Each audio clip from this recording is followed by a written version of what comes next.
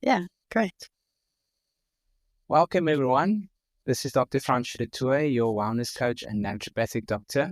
I'm honored to have Dr. Gauri Lowe with me today. We're going to be delving into a fascinating discussion about human health, women's healthcare, natural birthing, and the importance of shifting the narrative on women's healthcare, especially. Um, Thank you, Dr. Gauri, for being here for me today. Thanks for the opportunity. It's good to speak about women's health with someone who's not a woman also who's valuing that. I appreciate you. And it is important to emphasize that women are the stewards of society's healthcare. And they're the glue that keeps society together. Community life would not exist without women. And as we are, let's say, shifting our consciousness to expanding in wellness, this area is very important and is an area that needs to be taken on. And I would, from this position as a man, encourage every other man, husband, partner to take up their responsibility to steward the healthcare of communities and supporting women in these roles that we're discussing, because so much of this comes from we are educating, we are supporting, and from that understanding, the supports will come. Yeah. But let me introduce everyone to you.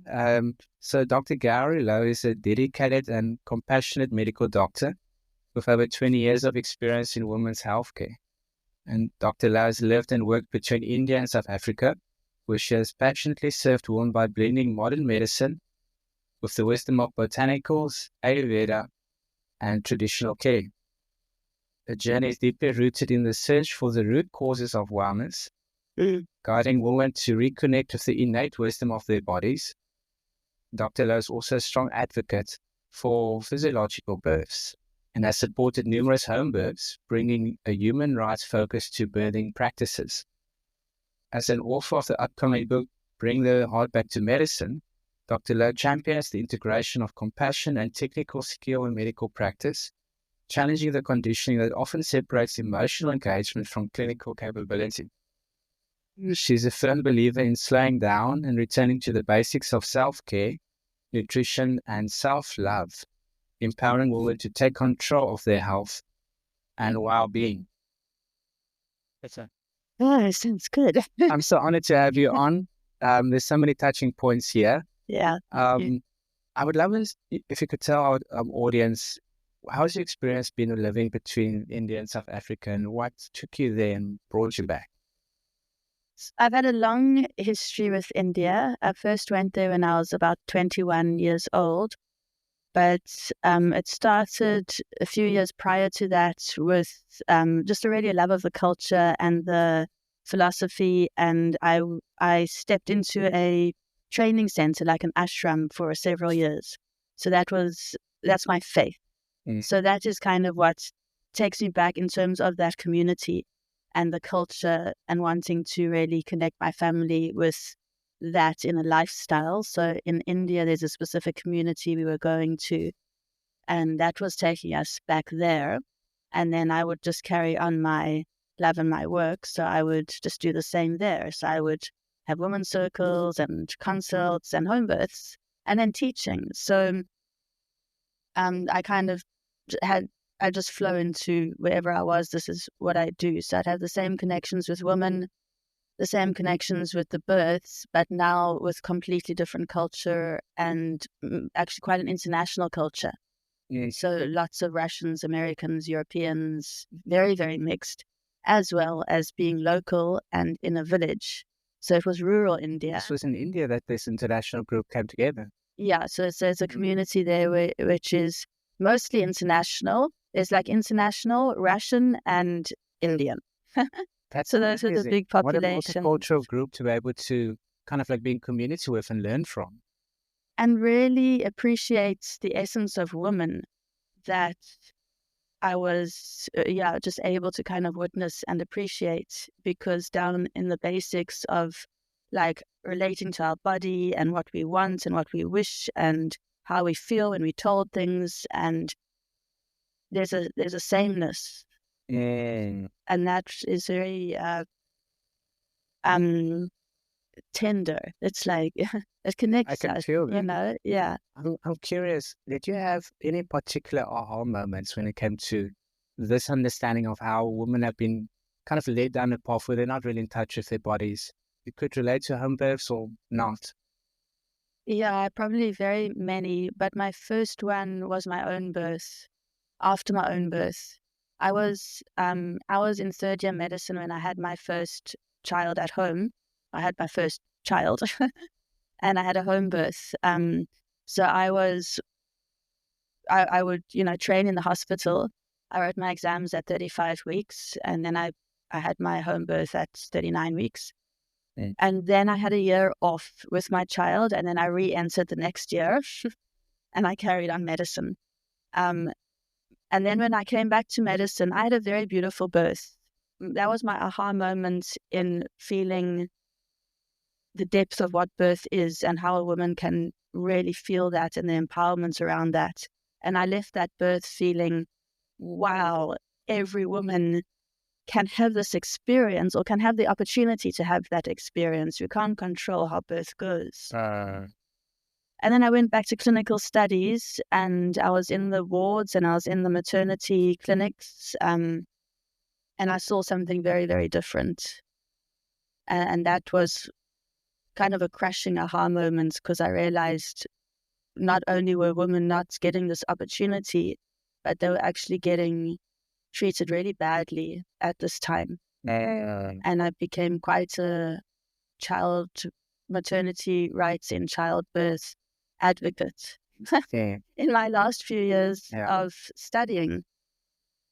And that's one way to do it, but it's a hard way to do it, because it takes a lot of fight. And if you're someone who wants to work with, frequencies of love in healing, you have to reflect on that and what is the best way to approach things. So that was kind of quite anger driven in a sense, but that was the aha moment that came to mind. Yeah, but you asked, was really wanting to change that for women and bringing a respect and a culture of birthing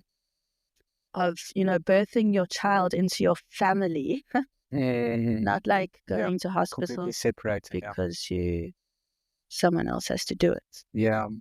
My audience is very familiar with, let's say, the shortcomings of many medical practices. And I should preface this by saying, for me, I recognize that even though anyone can visit my website, listen to my journey to natural medicine, I understand that it was because conventional medical care failed me that we turned to natural medicine, and that, in essence, over a period of time, but like in a couple of months, transformative, in a year, basically cured. This is my experience. But also later on, because of acute appendicitis, medical care saved my life by removing my appendix.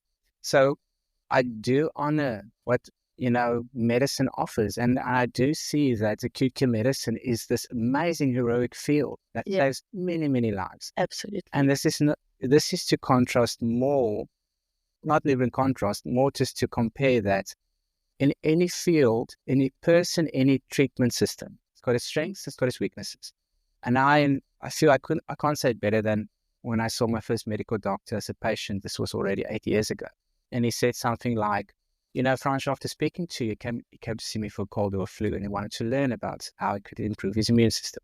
But at the end of his conversation, as we were walking out actually to the car, he told me, Francois, I suddenly realized we are brilliant with acute care medicine, but we are horrible with chronic care medicine. And I still hold on to that statement as being like, this is the conversation that we want to have. And yes, I'm so grateful that you're sharing that you experienced this beautiful birthing journey, and you saw a stark contrast to that in the medical system. Yes. And I believe it set you on a path to enable women to experience what you experienced, and especially that connection to, like, the family can be involved, the community can be involved. There's that support and love that you get when there's a different environment at play. Yeah. And I do, if you had to look at where everything starts, birth is a point Yes. that you can look at also. And But it's just so true. It's always a journey. There's so much, yeah. And just, the insight into how to support that best to avoid the acute is, there's so many. That's where lifestyle comes in. Yeah. Yeah. And that is difficult right now because there's a lot in our world which is harmful for us, really, in so many ways in our lifestyle, that if we don't make quite,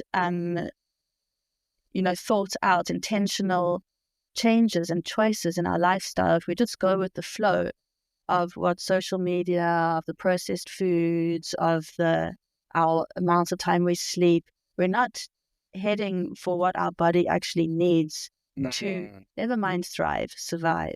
So true. That's where we are also with medicine now. But having as you say, the emergency services, there's so many things to be grateful for in medicine. And it's definitely a part of birth because things are unpredictable. Yes. And you always have to have go wrong. That's so true. Yeah. And that's why working together is actually really important. Yeah. It's not that there's an either or better or worse. It's a very personal birth. And it always triggers a lot of things for people. So I think, you have to have your care team, and one layer isn't better or less than the other because we all really need it. And if you need your acute surgeon, you really want that relationship. I hear you. And you're reminding me of, the majority of where I've encountered women that want to have a natural birth or support for birth is because they Google and they learn that Chinese acupuncture is very effective in helping a woman to go into labor. Yes. So those women that end up at my door are the ones that didn't have that support.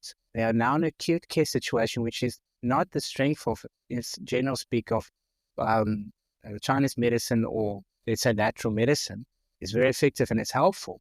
But I recognize if you had an intervention with someone like yourself 9 months ago or years ago, you would have started to develop that self-care team and you would have walked a completely different path. And I think this is really what we're drawing attention to for people to understand that. Have grace for yourself where you are. You might be in an acute care situation right now. Everyone will be somewhere like that in their lives that are listening. But passing this on to your friends and your family and the next generation to let them understand that prevention is better than cure, for example, and surrounding yourself with this care team that you're talking about. Yes, I think that's a very important point. And actually, midwifery and obstetrics do recognize that one of the most helpful or significant parts of successful healthy outcomes is continuous led midwifery care, which means that the woman sees they have a consistent care with their caregiver. So you develop this relationship. Yes. And then in the process of, you'll have your birth team, you'll have, your partner, you have someone to support you, your doula, because that's also shown a lot of evidence to be really transformational in a woman's experience of pain and in good outcomes. So you want your support there. And then you're right. The people who are thinking about this are educating themselves, and there's a lot of information out there to filter through and educate yourself on what resonates with you so that you can make your own choices. But the woman, when we don't feel we can make our choices, there's a disconnect from our body. What I'm thinking about now is I'm sure we're going to get a lot of responses from the audience about where can I start to read up on this? What resources are available? Maybe you have a couple of resources we could make available alongside this this recording. Absolutely. Or just maybe some resources for them to look up. So there's a doctor in Australia her name's Dr. Sarah Buckley, and she has done. You have a lot of these kind of experts who kind of focus on one part of it. So Sarah Buckley has focused on the hormones during birth. and she's gone very academic in like master's or PhD in explaining why the hormones flow as they do, what the hormones are, and how you can support those hormones so that they do flow in the order that we want them, and how we can understand how to set the birthing room and the environment and what we might want to avoid and what we might want to bring in. And then she has now gone on to, she's got lots of resources to read through, and a book on how the interventions affect that sequence of hormones. And the hormones have to do with our bonding. They have to do with our physical body in terms of our uterus contracting afterwards, our breasts making appropriate milk and the milk coming in, baby latching, baby bonding, babies' stress levels and heart rates. It's all an intertwined system. Yeah. So she explains how different things affect that. So, and then I've also summarized her work, and I have that document that's called A Symphony of Labor. That makes a lot of sense to me. And what was coming up in my mind is that, I'm a big advocate of helping people to enter into flow states, which is called, let's say in the more competitive fields, peak performance. Synonyms, it means the same thing. And one thing that people would love to delve into is understanding that there's a process of work or effort, but then it leads to effortlessness. So we're kind of talking about the education where you are strategically, in essence, taking care of your well-being, getting your support team or your community to support you. That's maybe some of the effort. But then when life is like played out, you'll find there is many, many, many moments of effortlessness. Like, for example, the body is always geared to a flow state, and that you're talking about a hormonal flow state, which is, cascading one from the next to the next to the next, because the natural biological systems and the support structure and the environment is conducive to that. Exactly. And so, that makes, this is what, in essence, people strive for in life, and I can starting to understand it for birthing. A sense of ease. We're talking about a sense of ease, supported by many factors. Yeah, and I think that's kind of what I really experienced in my births, was that connection is so powerful when you're pregnant and in labor, to connect with that flow and to get out of your mind. So that's a big part of labor, is to get out of the cerebral activity. You don't want your cortex working. You want your primal instincts and your primal brain to actually be operating at that time. And to do that, you need to feel fundamentally safe. If anything, you need to feel safe. And feeling safe means different things for different people. Exactly. So, because of the experiences and traumas. Yeah. So feeling safe for me felt right at home. But it doesn't mean that that's what feels right for everyone. Yeah. So where you feel safe should be because that is where you'll be able to, your body will go into flow. You can't go into flow if you don't feel safe. Sure. Now you're making me think of this is why mindfulness is such a, wave in society and becoming so well recognized scientific as one of the most important facets of daily life or practice. We could even talk about meditation, because then you're creating a safe space in your mind, being able to, in essence, also switch off the cognitive side of us that's, driving us so much of the time. Yeah, and I think that's where we are pushing a lot of people into another passionate topic of mine, which is mental wellness and anxiety, or so many diagnoses now of adult ADHD.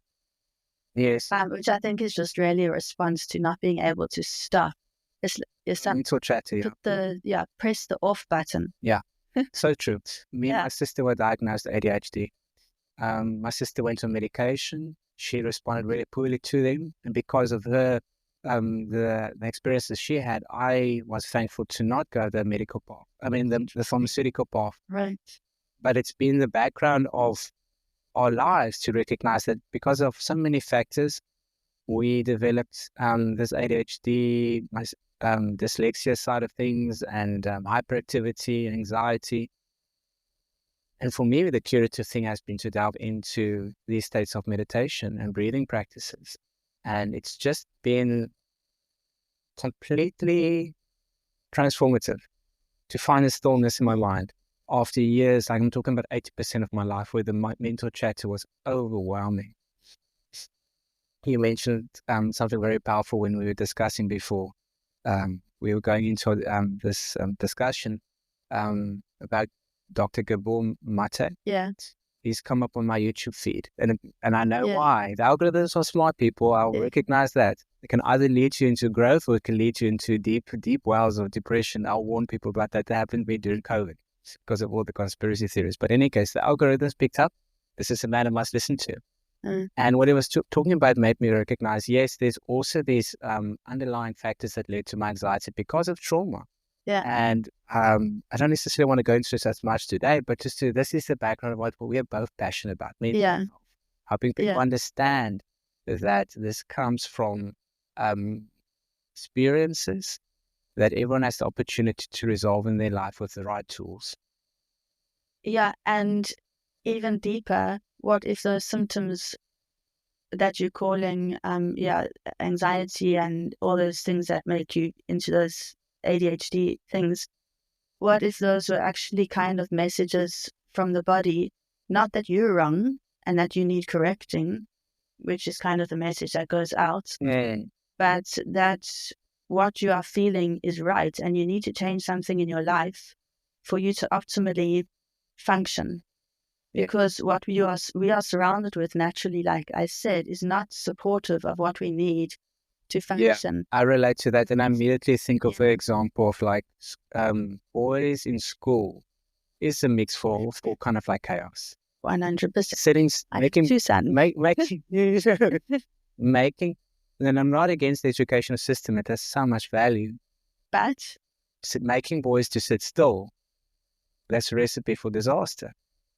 For long extended periods of time, because of the physicality. And I mean, so much research is going out to show that every single human being learns better from practical hands-on experience. The government is also speaking about that right now. Yeah, I recognize that if I had, basically it's like steam building up, like a pressure cooker. Yeah. If I had the means to say, like, teacher, or in my environment where I was in, my steam is building up, I need to go and climb a tree now. Yeah. My life story would have been different. Yeah. But we're not aware of this kind of like the body, the wisdom of the body, the innate wisdom of the body telling us this is why things are coming up. 9-year-olds should have the pressure of having to express that. The teacher should hold the space so that they can recognize it, I think. So I think we have like this one way of education, and if you're not fitting into it, you've got those different labels. But I think you just need a different way of actually educating. That's also what in essence believe. It's a different educational system, yeah. But I want to come back to a point. Yes, please do, yeah. Draw us back. The symptoms that we call anxiety and that, you see, I don't believe in the DSM-4. I don't subscribe to psychiatry as it is. So because I think a lot of these emotions we label as symptoms are very real responses to a pretty messed up life or event that's happened, or because I see women getting put on antidepressants for miscarriage. But grieving and being sad is a really important process to go through. So I've read a lot, and I've done Kelly Brogan's course, and she was a holistic psychiatrist. She was an MD psychiatrist. Wow. She put down her pen and she hasn't prescribed, and she's gone deeply into, she wrote The Mind of Your Own. So a lot of it is... She's married to Sayed G. Well, they aren't anymore. Oh, okay. Used to be. See, I'm behind with following them. Yeah. But it's amazing to understand that, she's been a real leader in, especially the gut-brain connection. I believe that's one of the big shifts that she made from pharmaceutical to gut support. So that's bringing in nutrition. I think that just underlies with women's health and mental wellness, anything where we need to start, it comes back to nutrition And there's functional medicine and functional psychiatry, which focuses on micronutrients in mental wellness. So it's not only that life is too busy and lifestyle and we need to find time to meditate, but we actually need, I think a lot of us are malnourished. That's so true. Or undernourished because we're not eating food anymore. It's so important what you're saying. You know, I talk a lot about the 7 pillars of wellness or the 7 foundations of wellness, which in essence I have inherited from speakers much further along than me that have, you know, literally been trailblazers to bring this to my awareness. Yeah. And one of the pillars used to be, it always has been from their expertise, about high quality, nutrient dense food. Exactly. That's one of the pillars. Yeah. I changed my version of it to gut health. Okay. But with understanding, when I'm trying to say that is that doesn't matter what you eat. If you have a bad gut, you won't digest that food. So I'm thinking about more the big picture of things. But in essence, if I had to take, because even any one of those pillars could be broken down to so many different important, essential teachings. Yeah. Basically, gut health is for me the umbrella for exactly then nutrition, then probiotics, and then maybe whatever not else. And I'd add sugar balance. Balancing your glucose levels, and because I think that a lot of anxiety symptoms are overlapped with hypoglycemia and sugar. This is what. So we went to a homeopath when I was 2 years old, and he used this amazing gentleman that cured me and my sister from so many diseases. And he taught my mom that, you know, read labels. No one ever taught us to read labels on the food products. And he said, sugar, yes, cut it out. And he taught us how to look for food preservatives and colorants especially. I remember he was, those stages for the way for my mom to study was to like lend a book from him, like go make photocopies at the library. In essence, what she was photocopying was pages of all these ingredients or food labels. So she was getting a food label education. So it's so true. People must be aware that there's ingredients in foods, especially sugar, that can really lead the body into a state of imbalance when it comes to, yes, our mental, emotional health. Yeah, and a lot of inflammation, as well as, the balance, because we're not getting what we need to function.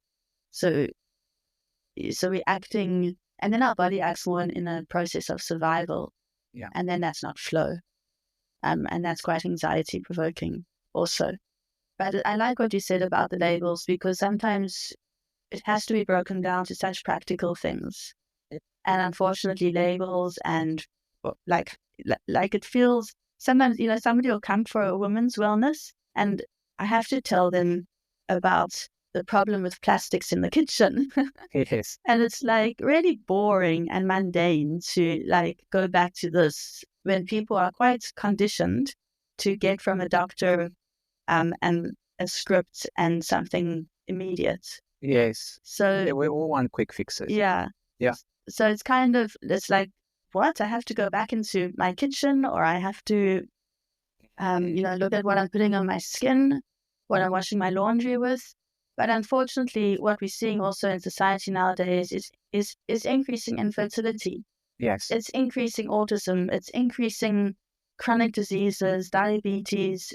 So we have to be looking. The problem with a lot of the cleaners is the exogenous hormones. Yes. The xenoestrogens and talking about, Yeah, so we're seeing, young boys. Maybe I should mention to the audience, my limited understanding, plastics mimicking hormones like estrogen. Yes, but many other chemicals probably too. Well, like you were saying, also there's the preservatives and the colorants, and I think the best source to really educate ourselves now, you probably know it, is the EWG. That's hard for me. So they've got lots of lists, ewg.org, I think. Okay. I must have come across some of them, yeah. And there you can do all your list research. Yes. And it's American based, but they have alternatives and they have things to avoid, and they have, which vegetables and fruits are most sprayed, so you rather get them organic, and which ones are least sprayed, so if you don't get them organic, it's not such a big deal. So these are the kind of, this is where health is also. You're making me think about, I want to spare people from getting into the situation where they're reading labels and they're reading research and they're reading, even a resource like this website, like I've done many different versions and get overwhelmed. Yeah. And they're just like, screw this, I'm not going to do anything. It's important to prioritize and start with the lowest hanging fruit. What's the thing I can start with today that I can foresee is going to get me the biggest results at this moment? If I actually look at my own life, I mean, this whole journey since I was 2 years old has been a progressive, slow, baby step by baby step journey of removing chemicals and toxins from my life. And I would say that it's important to see that over the long run, see this journey that you're on.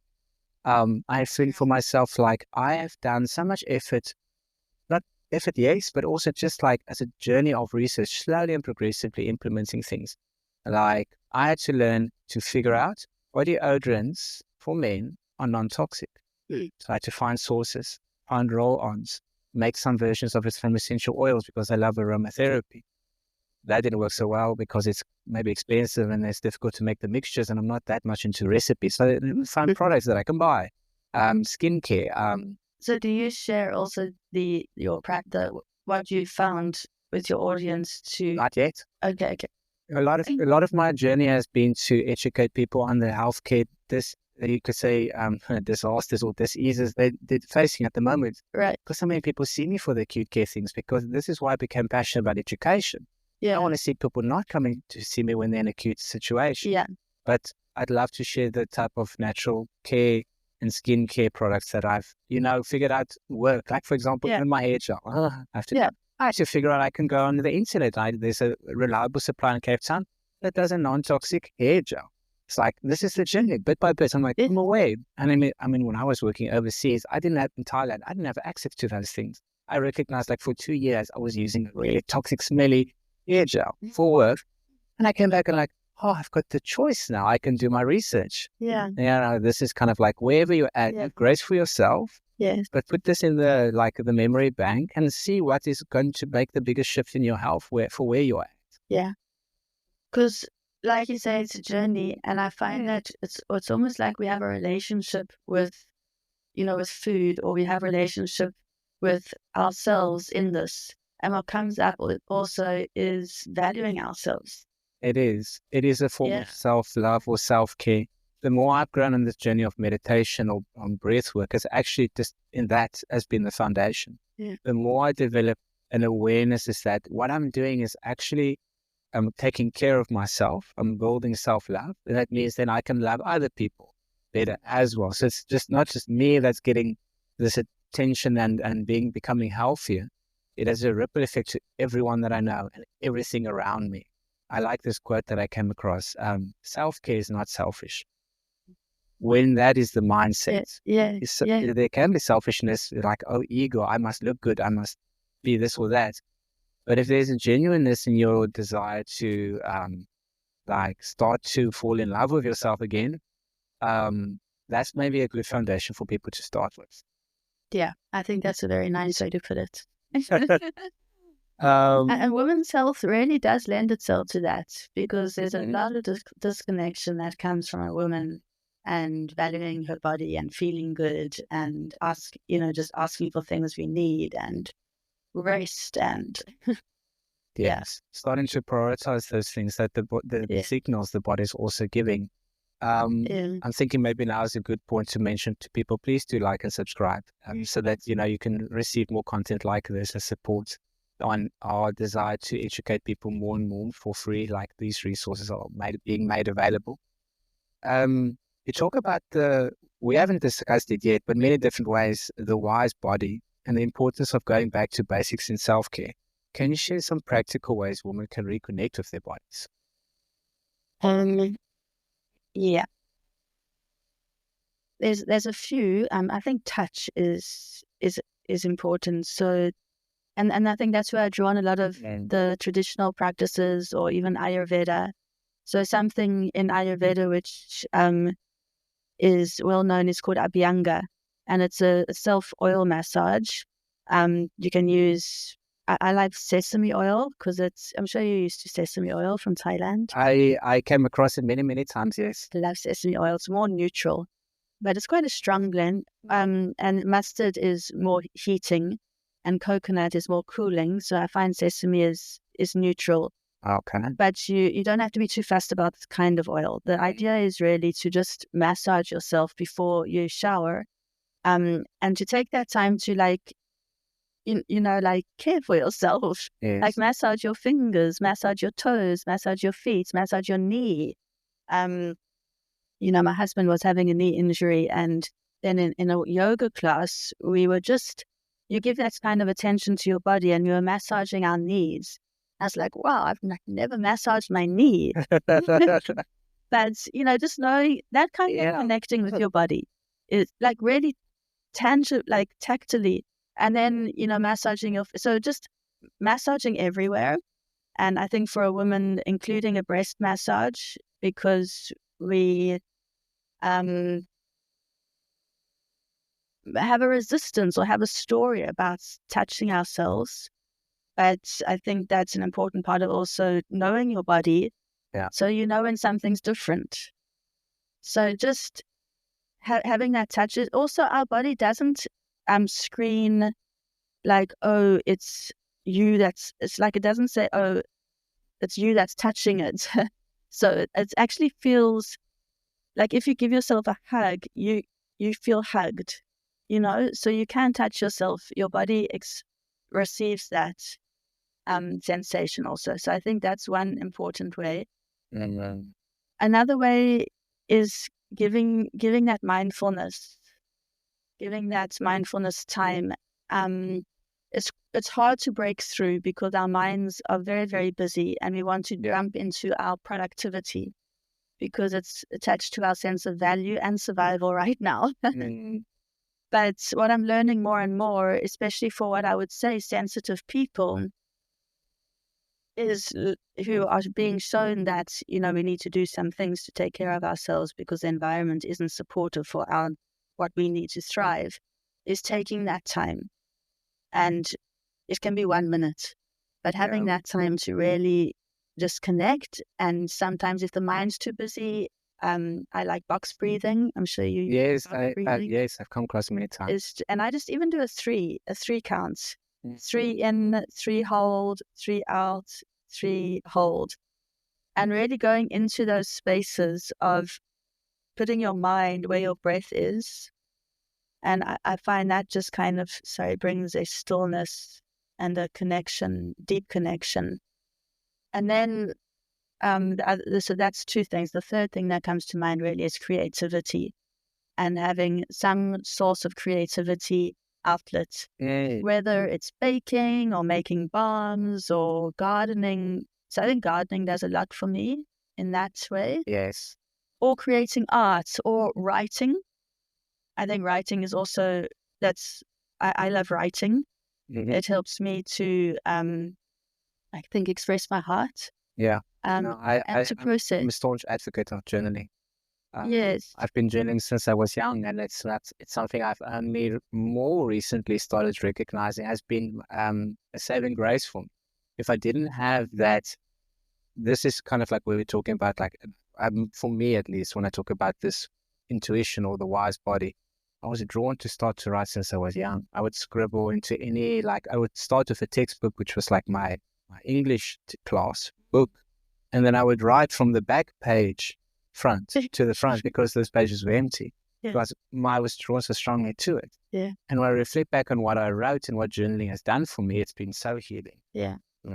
So I share that kind of writing passion, but I think everybody has something that they can connect into like that. It's something that each person is naturally drawn to. Yeah. That is that creative outlet that it's expressive and joyful for them to do. Exactly. And there's no right or wrong way to do it. Just start by starting, I think. That's what I would tell people. Yeah. So I would have a lot of stories in my head about, I'm not an artist, so I can't draw. That's what people, unfortunately, our faces because of so many different ways that, I guess we were brought up in parenting styles. Who's ever been told that as a child, when they just pick up a crayon and they start scribbling, that's not good enough. Yeah. It's unfortunate that happens. Yeah. It's play. Exactly. Then it's a creative outlet. Yeah. It's good to reframe that in our minds again like that. Yeah. Again. That's what Gabor Mate was speaking about, education. We are speaking about the importance of how we learn when we play. Yes. Bringing it back to that. Yes. Oh, that's wow. That's amazing. In education.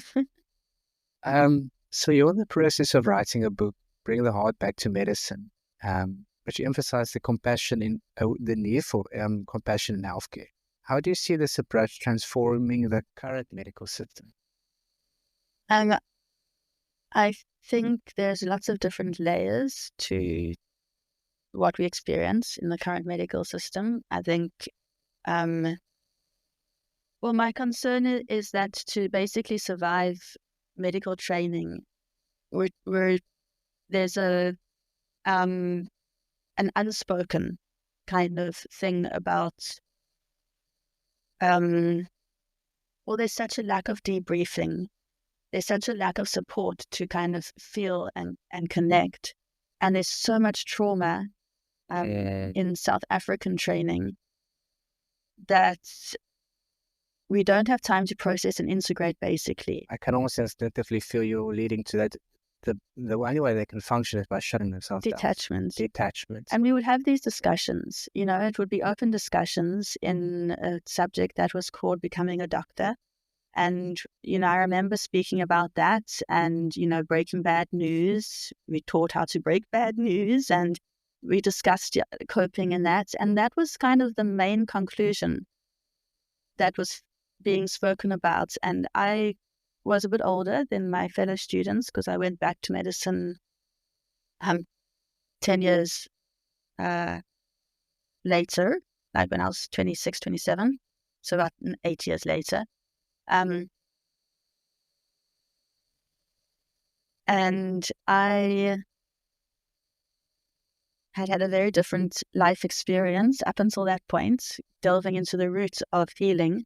And I was very aligned to the roots, which was like feeling and connection with source and love. Yes. Love is healing, and different emotions have frequencies, and I understand how the mind, mental states affects our health, and I could see how we were treated as students and how we were treated in our internship, and how you do certain things and you don't say certain things, because you need your logbook signed, and so you keep quiet. And so what happens? I want to write about this. You see, I want to write about it. Is moral injury. Have you heard of moral injury? Not by this word. No. It's heavy because you have to go against your morals. You have to go against your ethics, and you have to witness and endure things and see things that should not be happening. And you can't say anything about it. And how do you deal with that? And that's why there's a filtering process in medicine, and it's survival. And then you get such a knock-on or a dopamine effect or something when you realize you can pivot ego and power.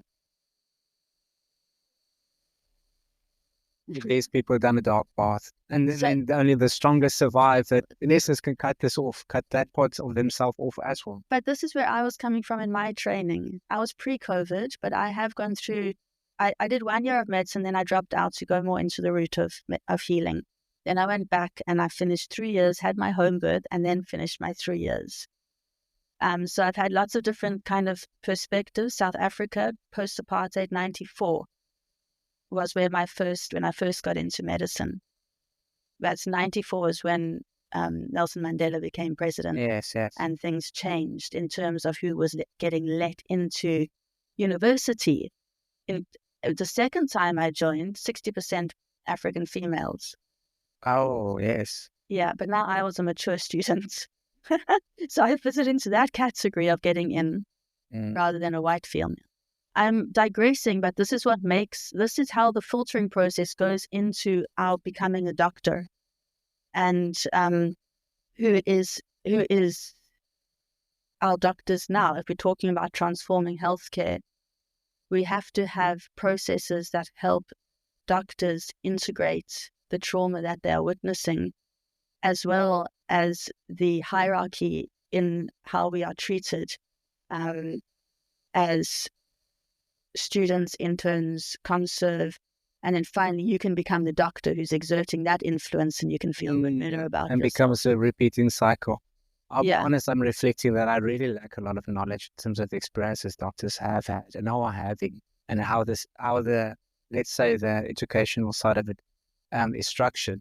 But my passion aligns with yours to say, like, where we are at, we have tools to educate and support every person, especially in the medical field, practitioners, to, in essence, integrate these parts of themselves that they cut off. I had this definition. I think it's called something. It's similar to bipolar fragmentation. What's it called? When you split personality, in essence.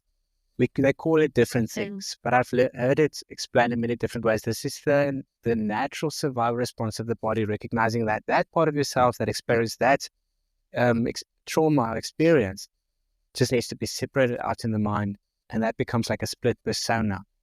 And you can have as many of the traumas that you've had to kind of like segmentize and store it away, and each of these personas are in parts of ourselves that need to be reconciled again back into.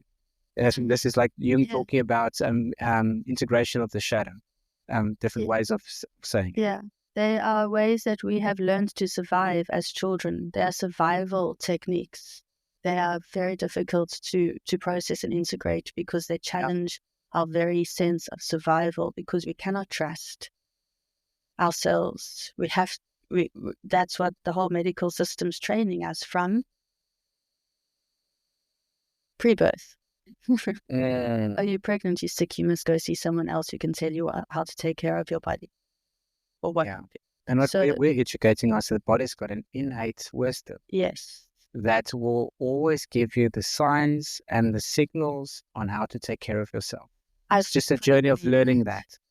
It's a language. Yeah. I think our body communicates to us in that language, and I think that's what we maybe share. Yeah. Is that real understanding and knowing, and it takes maybe a sense of like bravery. I don't know, to step into that. It does take bravery, because it's the mainstream narrative is that things have always been the way they are. They'll always continue to be the way that they were. But thankfully, there's also a rising amount of voices, especially after during so much of the trauma that's happened during COVID, where people have started to distrust the mainstream narrative and the mainstream treatment models, and they started asking questions. And thankfully, they're turning, and rightfully so, to things that, where can I find the trust in healthcare? I want to trust my medical provider. I want to trust the scientific research. I'm doing a lot of scientific research. And in essence, we are educating people, understanding that the answers are always there, but there are certain paths or tools needed to unlock that understanding that comes from the body. Yeah. And that's why women's wellness right now is basically limited to pharmaceuticals that can numb it, hormones that can override it, or surgery that can cut it out.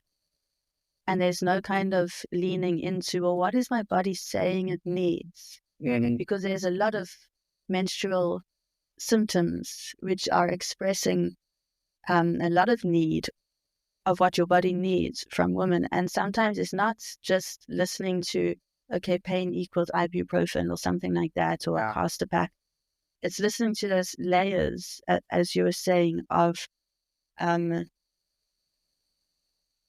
what else is affecting a woman. And I'm speaking into kind of more family constellation things, or things that we inherit from our maternal line or from our ancestors, which we're not aware of, but affect us in our energy and our kind of our psyche, because, well, we can't even understand it physiologically, because when you were an egg, before you were conceived into an embryo, your mother's egg was made when she was a baby in her mother's womb. That would be used to make her own baby children. You understand? Mm-hmm. So what was happening in your grandmother's life when she was pregnant with your mother affects, you would think biochemically the egg that was made in your mother's ovaries at that That's time. on a very pure level, genetically minimum, but there's so much more that I'm learning. Yeah. So then so in those kind of what was happening, you ask questions, what was happening in your family's line? And you're talking about epigenetics, at least for people that like to go do scientific research. There's much more to it. Yes, and Charan Sudar is an epigeneticist too, who speaks a lot about this. She's in the UK, and she just opened it up to that. It's not just like genetics in the DNA, but there's things in the environment and there's things in the culture that affect the expression of those genes. Expressions. That's what I wanted people just to be aware of. Thank you. This is going really deep. It's fascinating because that plays a part in women's health. What your grandmother went through plays a part in your perception of life, which will play a part in your health. It goes back so far. I think we should be wrapping up for maybe just share, even thank you for bringing your energy and your care for educating people and being a champion for women's healthcare. Recognizing that you shared a message with me. You had a home birth last night, is that true? Oh, yes. It took you up till 2 a.m, I think you said? Yes. Yeah, I got back at 2. I honor you for bringing yourself and showing up and in the circumstances. I really trust this will open up people's eyes, and it will especially open up, as like I mentioned in the beginning, in so many of the cases when it comes to healthcare, the women are the champions, and they have to drag the husband to come to see me. Browbeat them. It's like, you need to go for a massage. I really also resonated what you're saying about like getting in touch with ourselves. Yeah. As a massage therapist, I mean, the best thing that I can imagine for people is to actually just be in touch with themselves. Yeah. And I'm digressing myself, but this is kind of like this conversation about the supports that we need and the conversations that will lead to people being open to say, if we want to say it this way, we all need each other. This is kind of like what I'm coming down to. And maybe then just to bring it to a close, are there any ways that the audience can connect with you so they can learn maybe about what you're talking about and share more resources, or maybe just reach out to you specifically for your services? Yeah. Thank you. I do consult online and locally in George. And I think it's quite easy to follow on my website, which is Dr. Gauri. I'll leave it in the show notes. Yeah. And I have been teaching courses online. And right now I've started a membership, a Patreon membership, and I have 2 tiers: birth wisdom and whole woman wellness. And it's been a little bit of a process for me to realize that what I have to say is quite different and in terms of its perspective, and it's quite a refreshing perspective. And I'm honoring that really by actually dedicating a live Zoom once a month to really important topics that I would kind of say like this.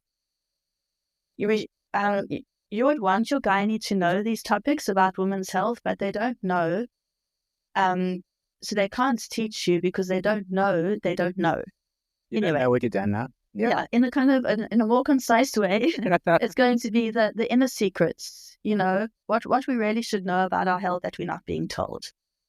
I really honor you for sharing that information. Please, everyone reads that. Radical. It's important that we're having these conversations, and we need to be open to having the conversations that are, let's say, nuanced to offensive for other people, because this is our step of bravery and courage, because we came from a place of dis-ease and hurt, or like your experience, we had this amazing breakthrough where we recognized this birthing process can be so beautiful. And I want to share it with other people. Why is it not out there? There's reasons. We've mentioned many of them. And education really helps. Education is so important. That each one, teach one. Yeah. and maybe to wrap it up, please share this video with everyone that you know Mm-hmm. that is going through any aspect of what we've discussed, so that they can enable themselves to go through a beautiful journey of health, and it's in so many ways specifically relating to pregnancy and birthing. Thank you. Yes, and the whole range. And everything else. The whole range, because it's difficult to kind of stop the circle and say we're going to start there. Yeah. But absolutely, I think our Wherever you bodies are pushing us to our optimal shine in essence. Mm. And the symptoms are the way it speaks to us. Yeah. Listen to your body, honor your symptoms, know that there's a deep story behind it, and it's a beautiful journey to uncover and heal on that journey. Yeah. And don't shame rest. And make time for your self-care and rest well. Yeah. Thank you, Dr. Gauri. I really appreciate you. Thank you. This was lovely. Thanks, Francois.